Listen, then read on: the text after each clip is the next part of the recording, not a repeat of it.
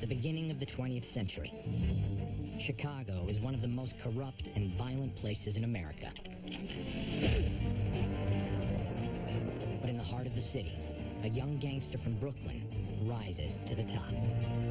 Al Capone. There was something inside of him that was absolutely driven. It's like a train that is out of control in motion.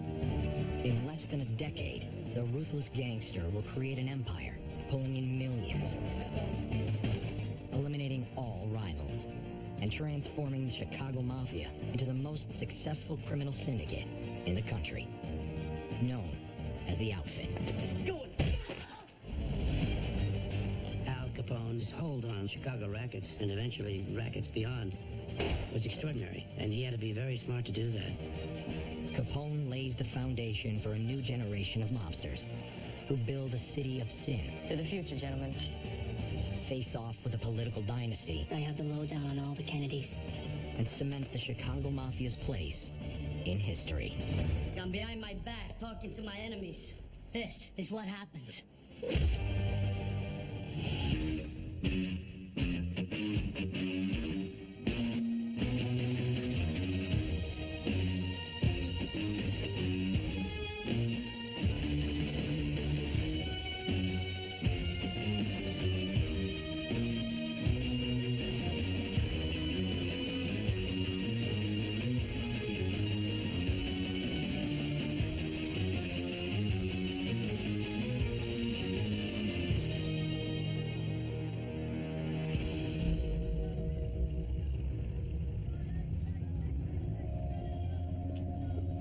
The story of America's most notorious gangster starts on the streets of Brooklyn.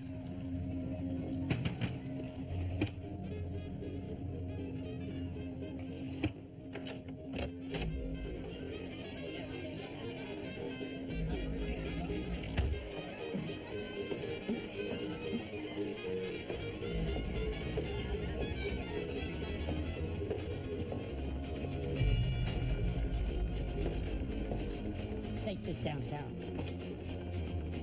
This is a raid. Nobody move. Turn around. Hands on the wall.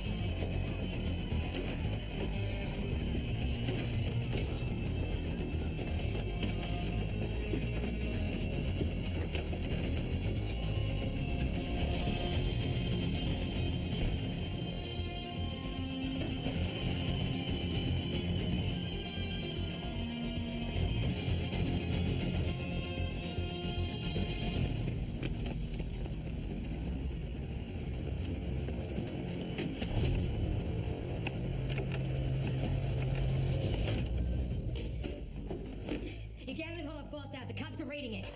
I thought we paid them off. We did. Well, then why the hell is this happening?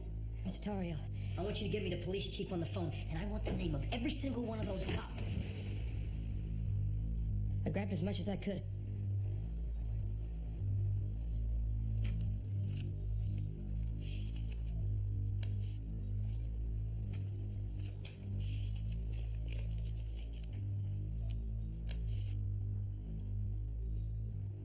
What's your name, kid? Al Capone. You guys could learn a thing or two from this kid. Get out of here.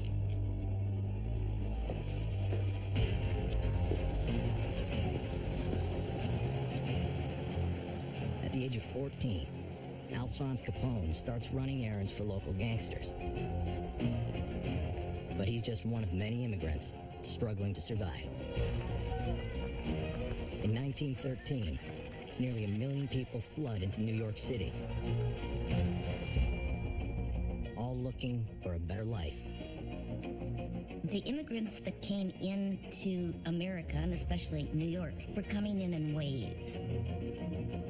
And the first ones were the Irish.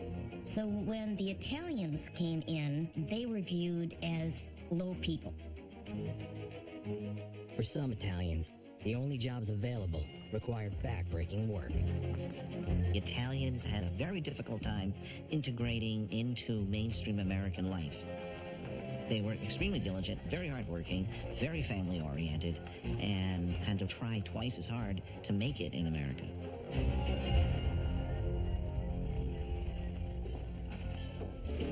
Come home, beautiful beautiful, what beautiful family.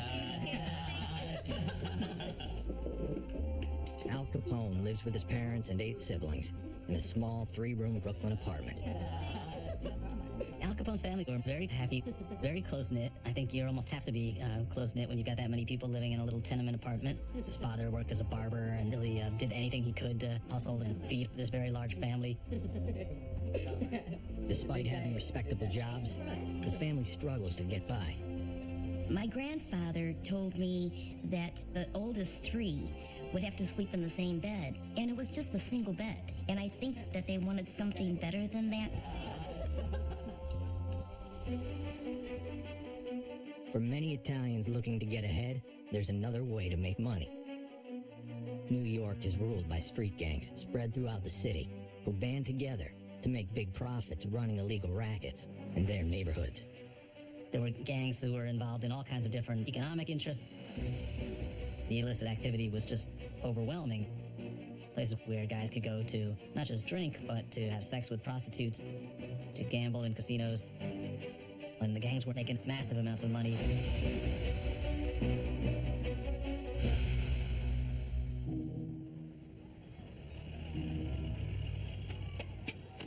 Capone's been working as a runner for a local Brooklyn gang to bring in money for his family. Kids like Capone were looking for the quickest way to get ahead. For some of them, sure, that was staying in school and trying to go to college, but a lot of people didn't have that kind of patience. They needed to make money a lot faster.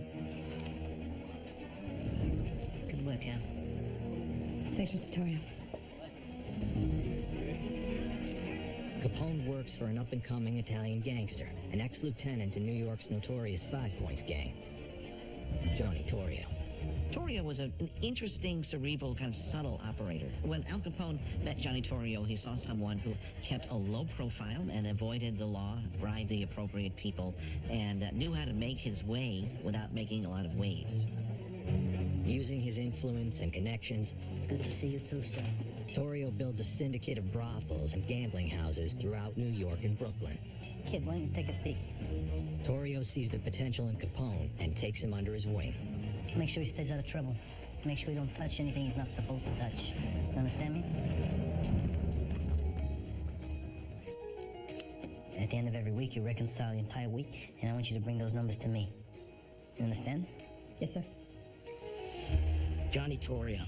He was a mentor of Al's. And Johnny taught Al a lot about temperance and the use of his brain, overbrawn. He knew that Al Capone was both smart, and could handle himself.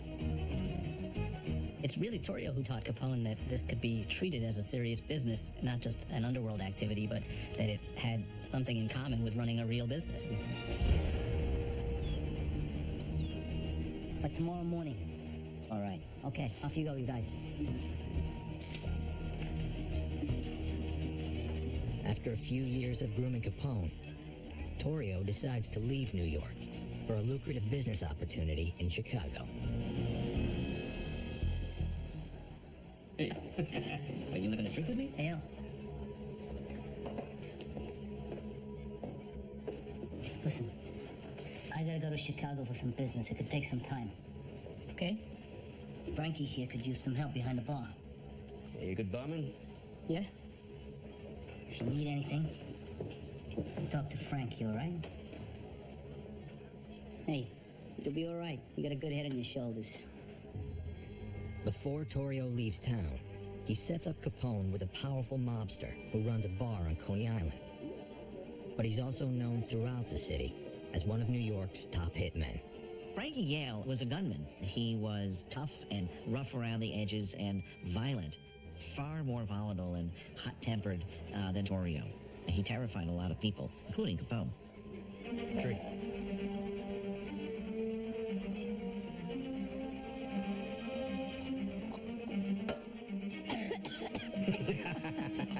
All right, kid. You're all right. You're good.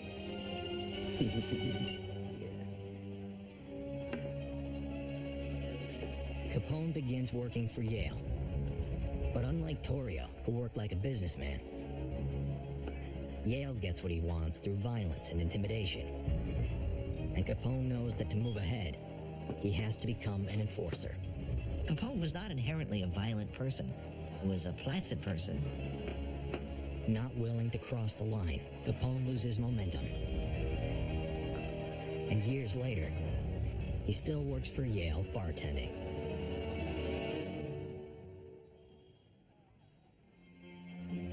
Yeah, I gotcha.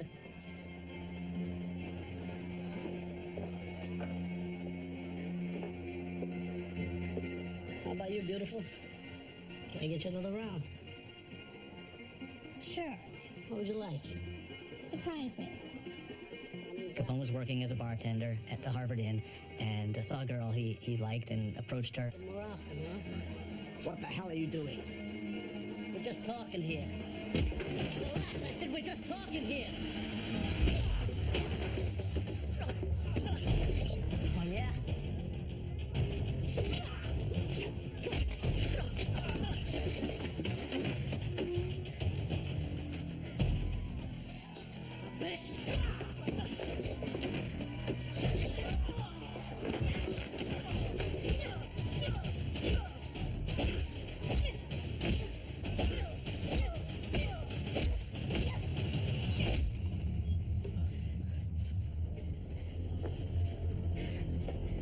Local gangster pulled out a knife, slashing Capone across the cheek, the neck, throat, and that's how he acquired the nickname Scarface.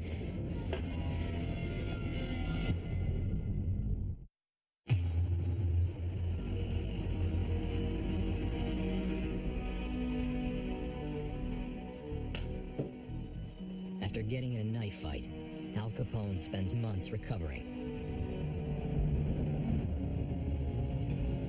To have a massive scar, 3 cuts across the side of your cheek, had to have been devastating. First of all, it's a sign of weakness. Second of all, he's a young man, and now he's got these big scars across his face. I think it must have been tough.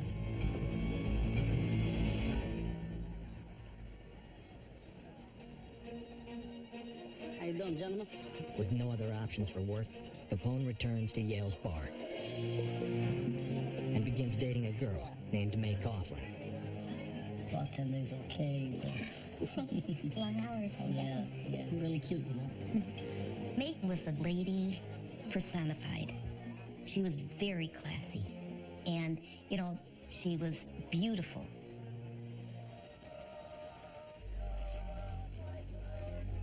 After dating for a few months, Capone learns she's become pregnant, and they decide to marry.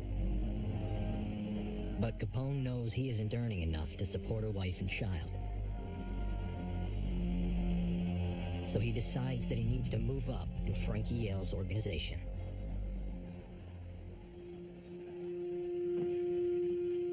You have a minute? What is it? I was looking for some extra work. Was wondering if you had something. Someone calls in sick, you can have their shift. I don't mean bartending. What kind of work you looking for?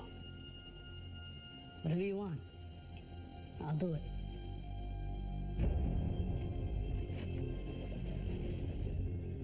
Tell you what, there's this guy. His name's Tony Parada, and he owes me $1,500. You think you can get it for me? I'll take care of it. Thank you. Hey, Capone. You come back with my money, or you don't come back. Yes, Mr. Yale.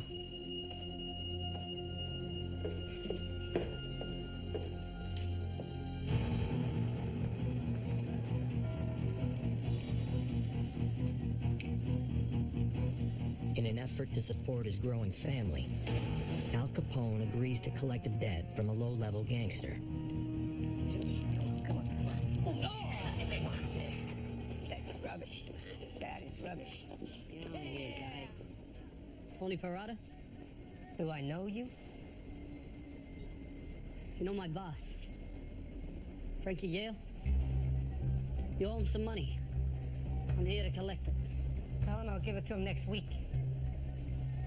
He wants it today. Look, I don't have it right now. But I'm working on it. All right? So get lost.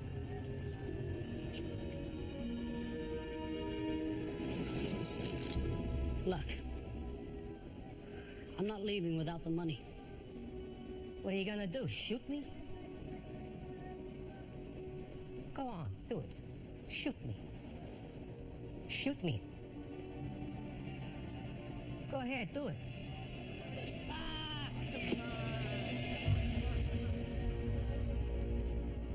That's what I thought.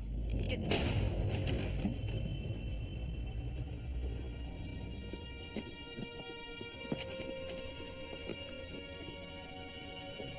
In 1919, Al Capone commits murder for the first time. I've hurt people, and I'm not proud of it, but a major part of that life is hurting people or killing people. You graduate to that next level.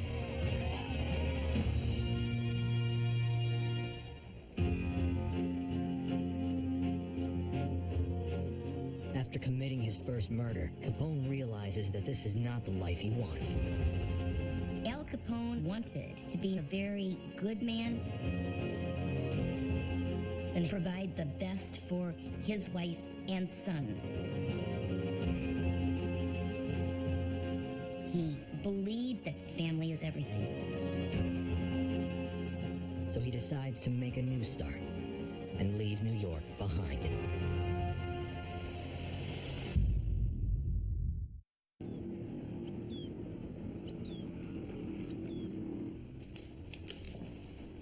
invoices and receipts for the past 2 weeks. On payroll on my desk first thing in the morning. I'll get it done. Good.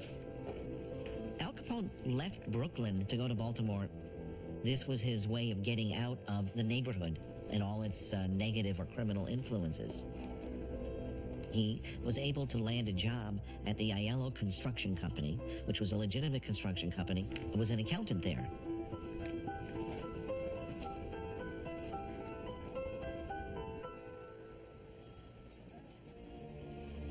Still up? Sorry, the gym has gone cold. It's all right. Despite having an honest job, Capone is struggling to provide the life he wants for his family.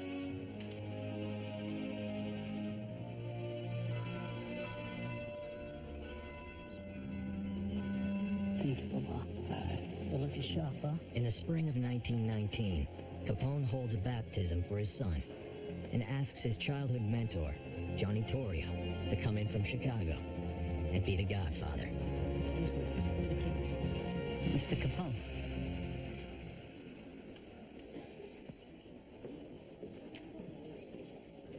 Congratulations. Thank you. How you doing? How's Baltimore? How's bookkeeping? Yeah, it's a job, right? Right. You're doing well down here, though, yeah? You know, money's a little tight, but we make it work. How are things in Chicago? Chicago's great. A lot of opportunity. I like it there. You do well for yourself there. Might find something for you. I don't know. You gotta think about it. Listen now. Yeah. I got a little something for you. Oh, Johnny, I can't take that. This is for the family, okay?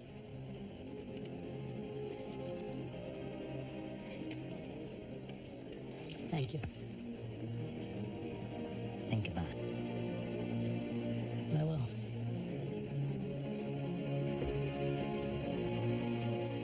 It was so difficult to make it in the legitimate world as an immigrant. It seemed to leave the rackets as the only path to real riches and power. In nomine Patris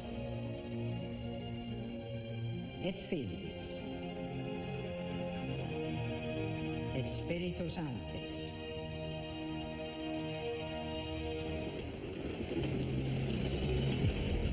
Taking Torrio up on his offer, Capone decides to move to Chicago, giving up his job in Baltimore and planning to call for his family once he gets himself set up. I think what really clinched the move to Chicago was the fact that Johnny Torrio summoned him. If it had been anybody else, Capone might have remained in Baltimore indefinitely, but if Johnny Torrio said he should do it, then he was going to do it.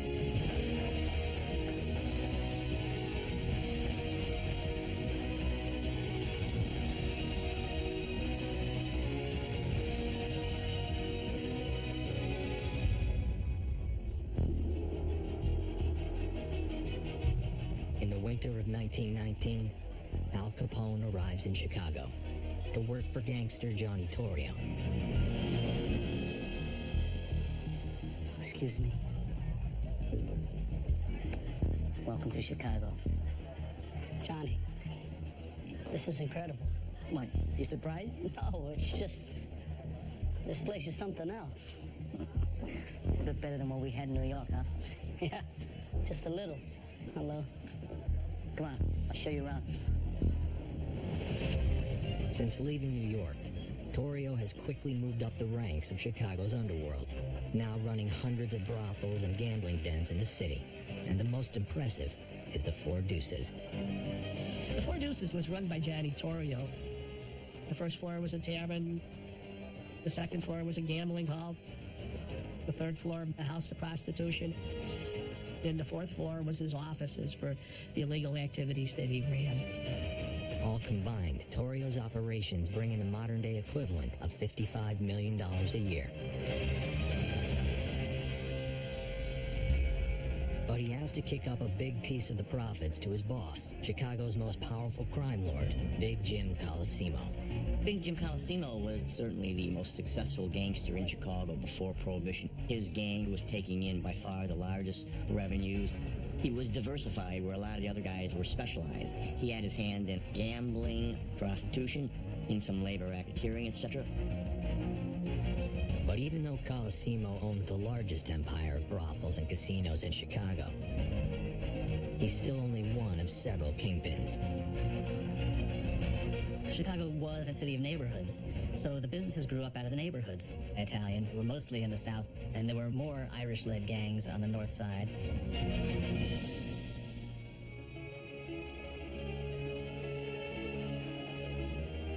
Capone's just signed on to work for one of the most profitable gangs in the city. But soon, a decision from Washington will change the mob in Chicago forever. And bring him back into a life of violence.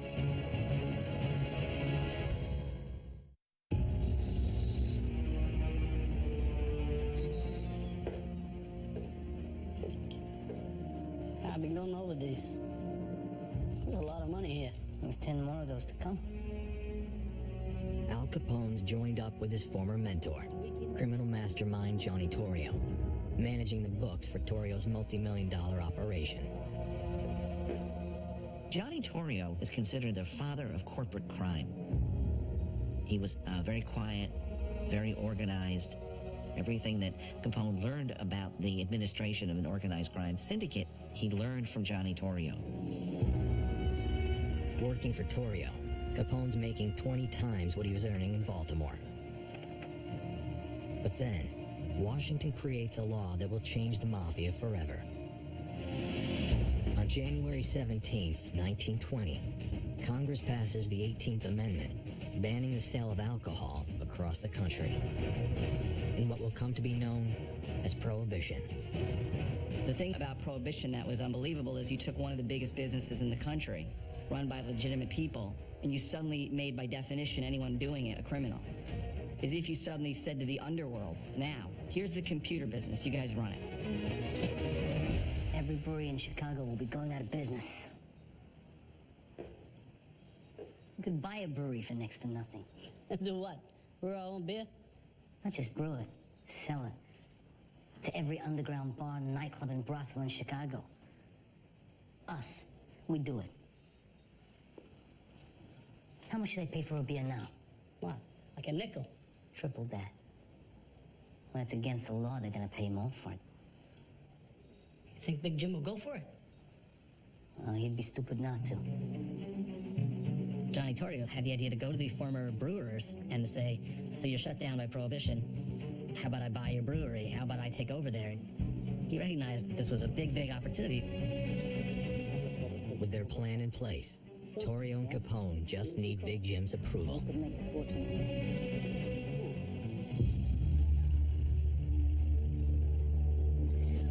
Once we get things up and running, we'll be producing enough boats to supply every one of your joints for pennies on the dollar.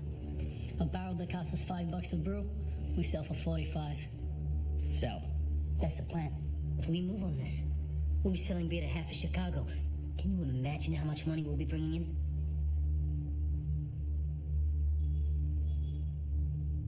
We'll continue to sell booze in our clubs and our brothels. But we're not making it. And we're not distributing it. This is millions of dollars we're talking about here. And you think you're the only one who's thought of it? Every gang in Chicago is gonna be fighting for a piece of that action. It's gonna be trouble.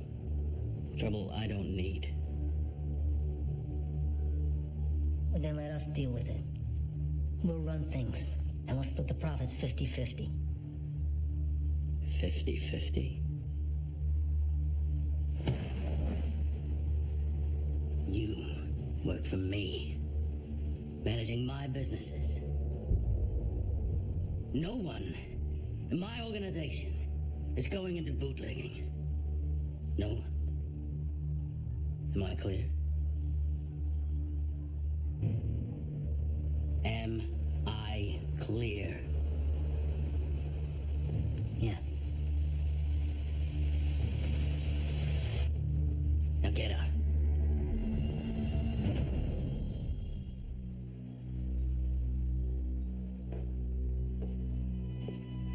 You hear the way he talked to me? Don't worry about it. He doesn't want to do it, he doesn't want to do it.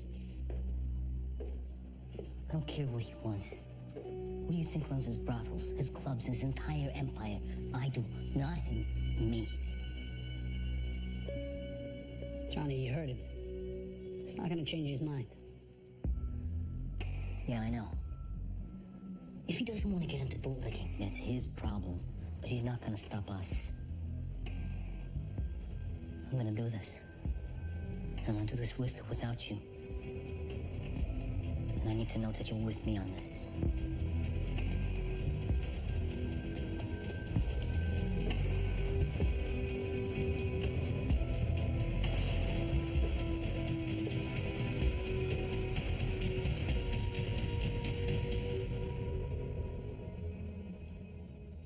All right. I'm in. Without Big Jim's support, Capone and Torrio decide to start their own bootlegging racket, directly defying one of the most powerful and dangerous men in Chicago.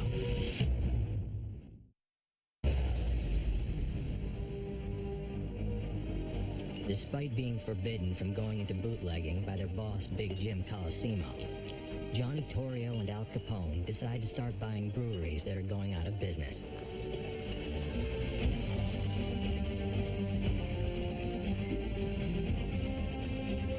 With breweries closing due to prohibition, Torrio's able to buy them for pennies on the dollar. Come on, guys. Let's get moving. It's not long before they're selling their illegal booze to hundreds of speakeasies and nightclubs throughout Chicago. Torrio was a sophisticated thinker, and he recognized that this wasn't just something that you did haphazardly, but that it had something in common with running a real business.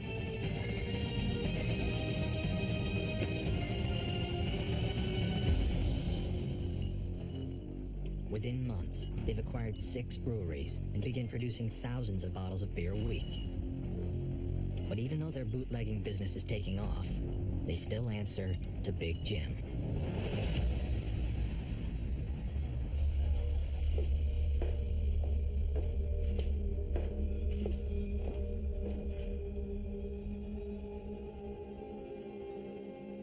Show me the books.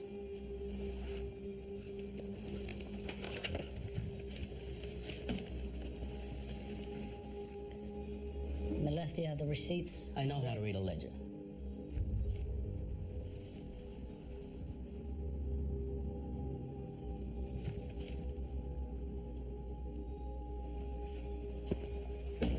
What's this number here? That's cash unaccounted for. Unaccounted for? Why don't you just call it what it is? Missing. I just haven't accounted for it yet.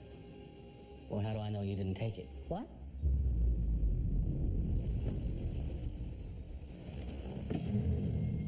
How do I know you didn't take it? I didn't. I started as a collector. There was this guy, Georgie Spencer, and he had $300 unaccounted for. You know what I did?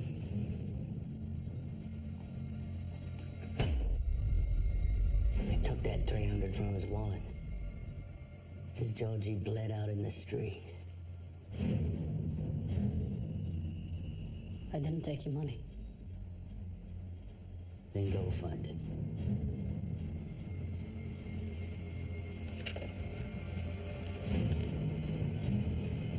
Capone is convinced that Big Jim is onto their bootlegging business. Fearful that Big Jim will order a hit on them, Capone isn't sure what to do next. There's no question that Colosimo was dangerous. If he had learned that there was a plot against his business, I'm quite certain he would have killed them himself.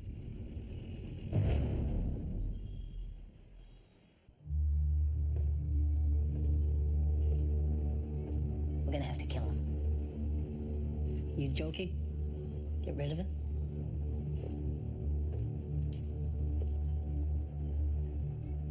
Sure this is the right move? Well, he's leaving us no other choice. I know, but still. This is what needs to be done.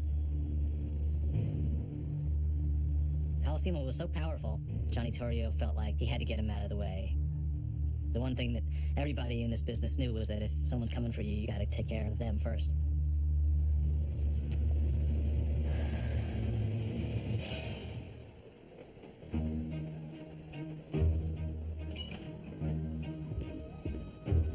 With Big Jim having so many connections in Chicago, Torrio brings in a New York hitman he knows he can trust, Capone's old boss, Frankie Yale.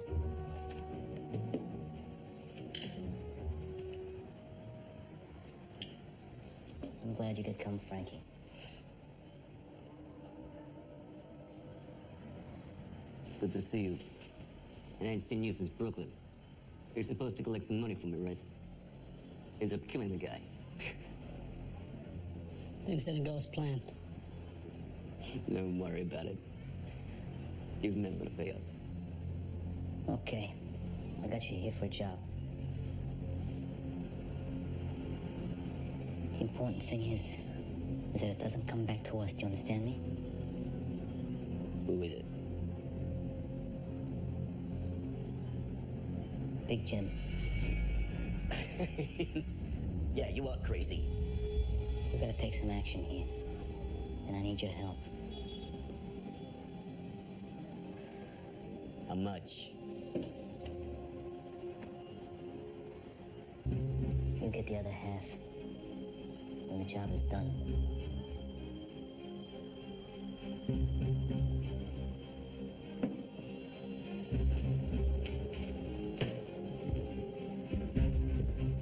Tell me when and where.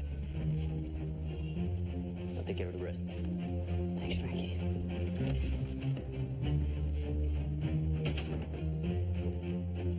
It's a very big deal in organized crime to try and kill the leader of the crime family. John Torrio was taking a chance when he decided to kill Big Jim Colosimo. If Colosimo would have found out, if something would have leaked out, Torrio would have been a dead man.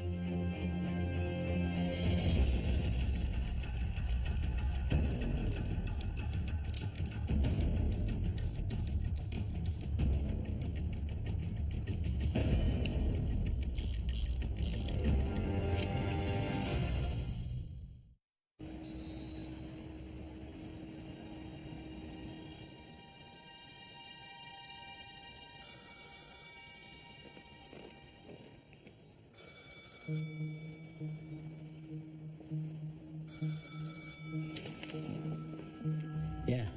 Hey, it's Johnny here. I got a couple of guys want to meet up with you. Discuss the business opportunity.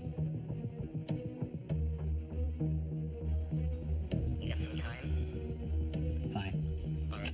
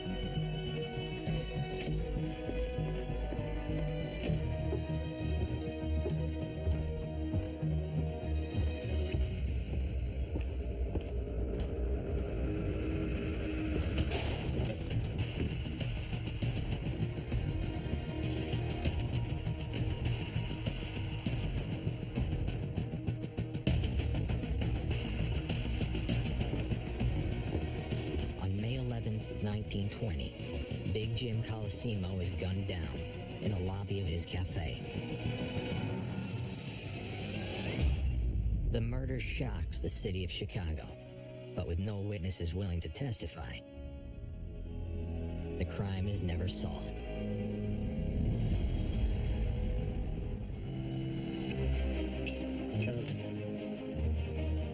Only hours after Big Jim's death, Torrio takes control of his multi-million-dollar empire, becoming the leader of the Italian underworld and one of the biggest kingpins in Chicago.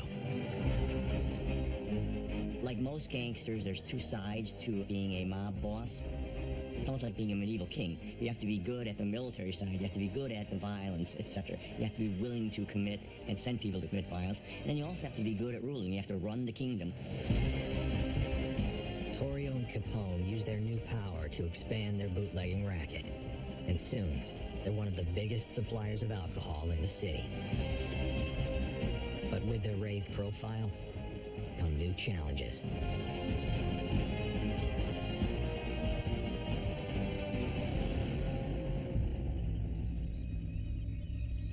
As they grow their operations, they begin taking more risks,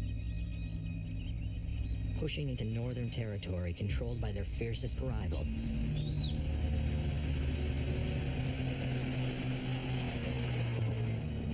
powerful Irish bootleggers.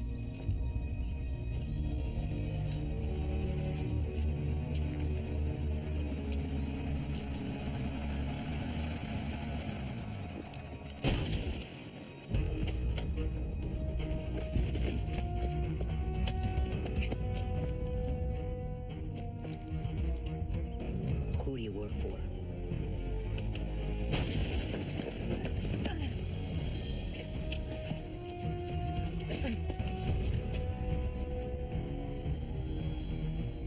I said, who do you work for?